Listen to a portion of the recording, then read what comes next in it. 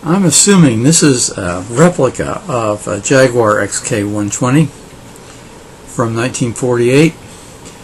It looks too good to be true as far as being the real thing. Very nicely done. I don't know what's under the hood. Perhaps a Chevy 350. Who knows?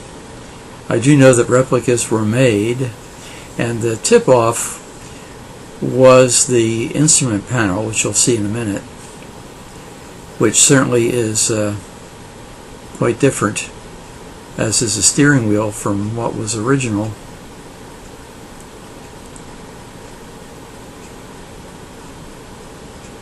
It looks quite good, and the looks are excellent.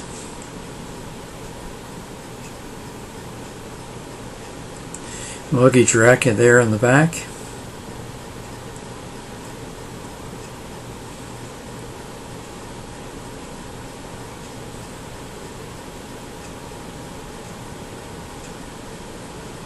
Very nicely done.